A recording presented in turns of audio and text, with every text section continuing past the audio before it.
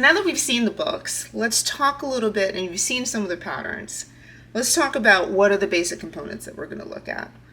So obviously, you've seen that anything can be done. You can crochet, you can knit, you can make socks, you can make bags, you can make skirts. And so the interesting part, which I talked about in my previous video, is that they took it upon themselves to make sure that everything followed a very similar premise in terms of what are the components of the actual pattern from a visualization standpoint. So you are looking at my sort of high level intro schematic viewpoint so that you could take a look at it. What are the sort of common components? So let's just talk about basic pattern information. Pattern name is always going to be on the top, either the top left or the top across, if you could fit all the schematics on one page. Usually these patterns are multiple pages, so do not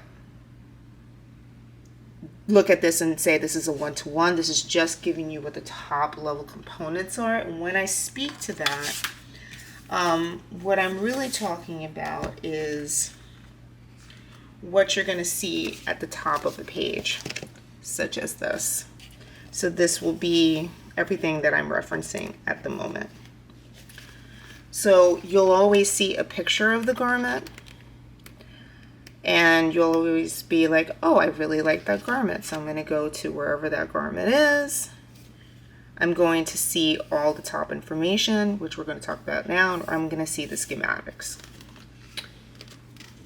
So with that said, you'll have the yarn requirements.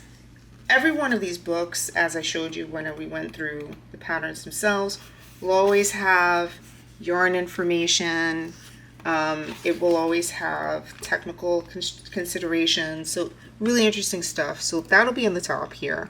You can either substitute it for yarn you have. You don't have to buy the exact same yarn that's in the pattern, but if you wanted to do that, I'm going to talk about some sites that you can go to. Puppy's a big, and Rowan yarn is really big in Japan.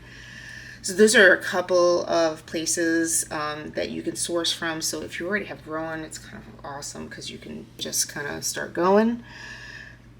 The next bullets that you're going to see in every pattern, because it's always going to be the same, is you're going to have your needle sizes. And the most important thing I must impart, because this was my big sort of stage one fail, was you're going to go from Japanese to US. And so Japan did a great thing and created this so that you could convert. I have a link in the description, so you'll have the ability to get this, because they're going to reference this needle size, and you would like to make sure that you have the comparable in your repertoire to make sure you're all prepped and ready to go. It's going to have finished measurements. That's also going to be in your visual schematic, so don't get too panicked if you can't read that. Like, it's all good. It's going to be in your chart. That's the beauty of these patterns, is that it's always in your chart. The other thing that you are going to see, which is kind of awesome as well, is you're going to get your gauge. You're going to get your row gauge, and you're going to get your stitch gauge.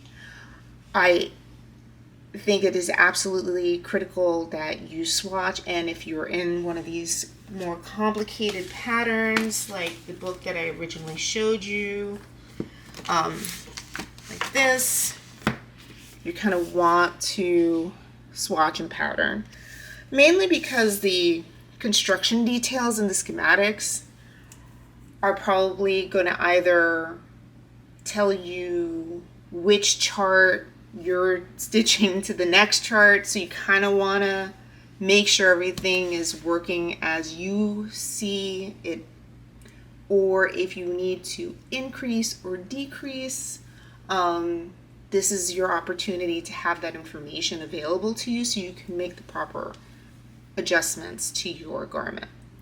There is a whole world of making adjustments in this world, and there's actually a book that I'm in the middle of deep diving on, so I can do a specific video so that we can take this to sort of a level 2. But for level 1, I would suggest that you do mainly like a basic sweater or something that is like front and back piece or yoke sweater, and you're really kind of either working in the round or flat with a chart, that's going to just be, or a shawl, and that's going to be a great level of success for you. It gives you that ability to move on to the next types of patterns that we're going to work on. The next thing is a summary of construction. There's going to be a bullet point with a paragraph. I've always heard ignore it. I don't like ignoring things in patterns. It's just my way. I've taken liberty to do a little sub video for you, which hopefully is playing on the side, and if it's not, it will be playing as I speak over this. But basically what I do is that sometimes there's notes here that are kind of interesting for me as I'm preparing. I usually go into my Google Translate, I take a picture of it, it automatically goes from Japanese to English. I save it as text, and then I copy and paste that instruction, and then I may put it into a Word document, or I save it as a picture, and I integrate it into the other tools that I leverage when I use Japanese knitting. For the most part, when I'm working on something in one of these books, I like these books as just collector pieces, so I usually take a picture of the actual pattern themselves, and then I take these schematics so that I can go and I can make them bigger in the app. I'm going to take a visual of like a little subsection of both apps to show you how I've done it. But Knit Companion is a phenomenal app that's going to allow you to expand, add notes, write yourself where you are, add whatever you need. It even I think it has like an abacus to it, which is wild. So everyone can count your rows and what stitches or what repeats you're in. They've got all the tools of the trade there. There's another app called Knit. I actually employ both.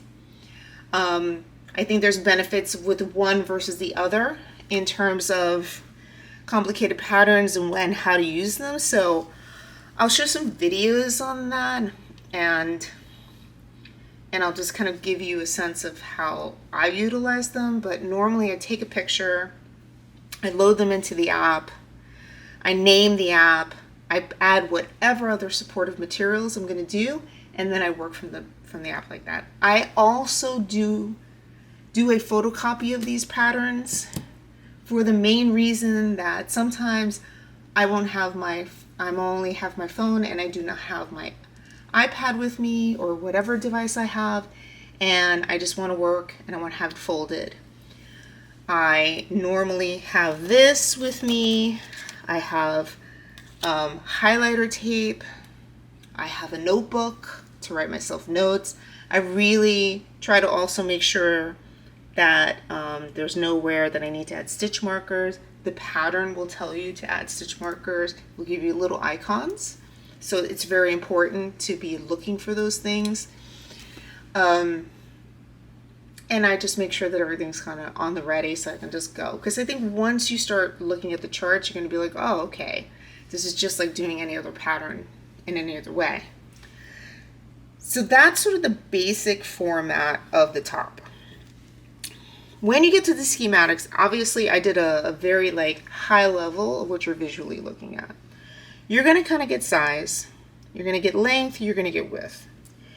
You're also going to be shown all the pieces you're going to be doing from a schematic standpoint. This is not telling you how to knit. This is just telling you high level how many stitches there are going to be in the total garment. As you're knitting, there's the symbol for stitch. It's the only thing I can write. Hopefully it's as accurate as I can. I apologize to anyone who is from Japan or Japanese looking at this. Was the best I could with the symbol writing. It will give you it also give you the amount of stitches. So if you've got nuanced things that are happening here, you're understanding how to follow yourself while you're reading the chart. And that's extremely, extremely important. I think it's great for me because I constantly go back. There are some decreases and increases in here that I did not include because I didn't want to get too wild with how deep we go into this instruction, but it does have the instructions on how to decrease this. Normally this is done on the right hand side of wherever it is. So if you see that a bunch of like numbers just following down and you start to see a decrease, take a deep breath and be like, okay, that's what she was mentioning. And you'll have the front and back. The thing we're not seeing right here, which hopefully we will see in a visual, is I'm showing you a chart. The chart is what is your construction guide. And so that is the most important thing and the thing that you're going to be following. So for instance, this is giving you, this is the schematics. Voila, here is the chart. This is why I say take a picture of it and construct it. This is basically what you're going to be following to make this garment. And this is basically everything we talked about with front and back and visuals and measurements, and this is the repeat. And basically, once you understand all that, you are completely equipped to actually start even doing the pattern that I showed you there. The other thing to kind of mention is that, and I'm sorry about that, you're going to be reading a chart. So let's talk about charts at a super high level. They're going to be numbered 1 to how many ever rows. You start from the bottom up. The pattern will tell you whether you're knitting in the round or you're knitting flat based on the schematic. So the schematic is telling you you're knitting flat, just so that we're aware. And basically you're starting from right to left, then you're going backwards from left to right for row 2. That's why I mentioned the highlighting tape. So if you are printing that chart out, you want to get to that highlighter tape so you know where you are. You're writing yourself good notes. You are also doing, on the way back, the reverse stitch. The book will tell you what the reverse stitches are. So do not be alarmed if you happen to have a chart and all of a sudden you need to do something in the reverse, because basically what it's going to tell you is what exactly you need to be doing, and it will and for the most part it's probably like a knit row and then you're purling. Like it'll look at knit stitches and you're purling. And even if there's a bunch of complicated like design here, I have not yet encountered something where I have to do the stitch in reverse. So I haven't knitted everything, so I can't say that it does not happen but I would say 99% of the time you're just looking at knit and purls or some yarn reverse, and you're just and you'll basically have a legend that happens, that occurs somewhere on the page on the bottom right of that chart to tell you this is what you're going to be doing on the reverse. So again, they're making it as clean and as clear as possible.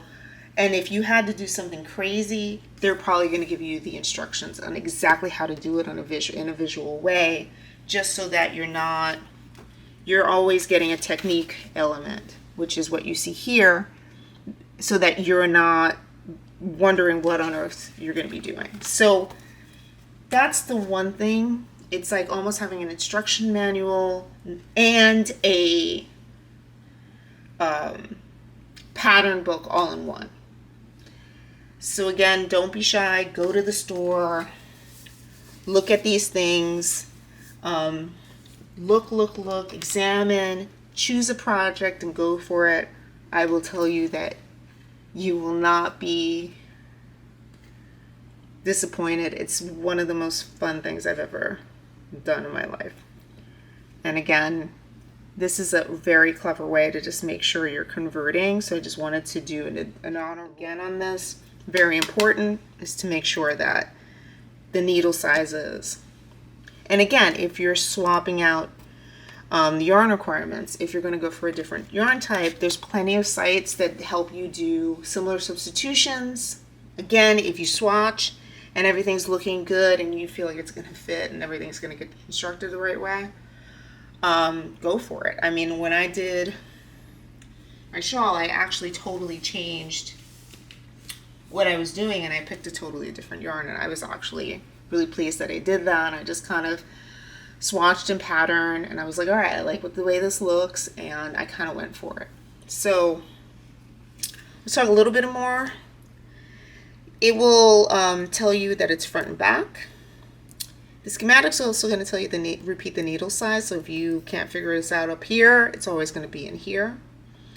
You're also going to get the, here's your sort of the depth of your neckline, your shoulder length, so if you need to add or remove a stitch, that's on you. Again, this is the idea of the customization. And for some of you who are these amazing expert knitters that I am in awe of, you're already looking at this like doing your thing and doing your math and rocking it out.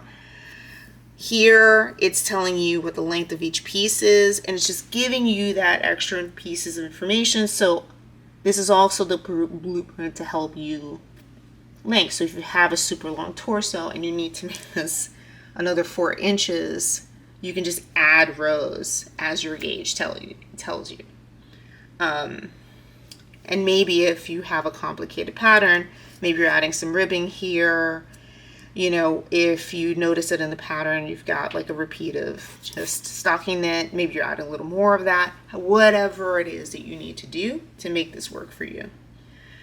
So with that, we'll talk a little bit more in the next video about how do we modify a little bit of this. I've got to go through that book because I really want to kind of go in depth and kind of nerd out a little bit more about how do we do a little bit more modification. I would say for those of us that are starting out, this is like baseline, and I really would love to hear what you all are knitting, what books you've found.